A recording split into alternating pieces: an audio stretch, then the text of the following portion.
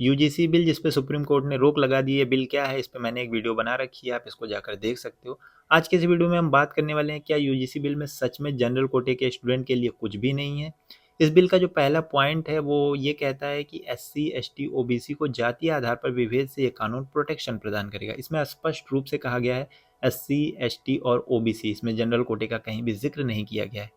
लेकिन जो इसका दूसरा पॉइंट है उसमें कहा गया है religion, gender, place of birth और डिसेबिलिटी के आधार पर विभेद को भी ये कानून प्रोटेक्शन प्रदान करेगा। इसमें कहीं नहीं कहा गया है कि रिलीजन के आधार पर जो भेदभाव होगा वो केवल एससी एसटी ओबीसी के साथ ही माना जाएगा, नहीं, इसमें जनरल कोटे का स्टूडेंट भी आ सकता है। जो दूसरा पॉइंट है जेंडर, इसमें कहीं नहीं कहा गया कि समान वर्ग की लड़कियां इसमें नहीं आएंगी। समान वर्ग की लड़कियों के साथ भी विभेद अगर होता है तो वो जेंडर के आधार पर विभेद से कानून उसे प्रोटेक्शन देगा।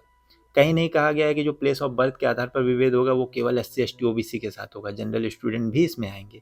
कहीं नहीं कहा गया है कि जो डिसेबल हैं वो केवल एससी एसटी ओबीसी ही रहेंगे, इसमें जनरल डिसेबल लोग भी आएंगे। तो एक तरीके से जो इसका दूसरा पॉइंट है इसमें तो सभी जो जो वर्ग के लोग आ सकते हैं, एससी एसटी ओबीसी जनरल सब आ जाएंगे। लेकिन बवाल का जो कारण है वो है पहला पॉइंट, जहां स्पष्ट रूप से कह दिया गया है एससी एसटी और ओबीसी, उसमें जनरल कोटे के स्टूडेंट को नहीं रखा गया है। क्यों नहीं रखा गया मुझे नहीं पता। ये कानून सिंपल तरीके से ऐसे भी बनाया जा सकता था कि इसमें सभी वर्ग के स्टूडेंट को जाति आधार पर विभेद से ये प्रोटेक्शन प्रदान करेगा। एससी एसटी ओबीसी जनरल सब किसी भी कोटे का स्टूडेंट हो, सबको यहाँ पे प्रोटेक्शन मिलना चाहिए। लेकिन इसमें क्यों एससी एसटी ओबीसी को ही रखा गया है? शायद ये जो 80% वोट है वो सरकार उसके लिए ऐसी चीज़ें कर रही है कि 15% जनरल का वोट है वो तो अपने आप मिल जाएगा, बाकी जो इधर 80-85% एससी एसटी ओबीसी और महिला का वोट है वो हमें मिल जाए।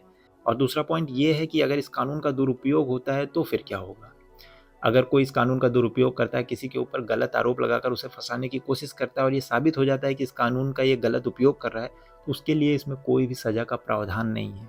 इसमें कोई ना कोई ऐसे सज़ा का प्रावधान होना चाहिए था कि अगर कोई इस कानून का मिसयूज़ करे तो उसके लिए कड़ी से कड़ी सज़ा होनी चाहिए थी, ताकि इस कानून के मिसयूज़ को रोका जा सके।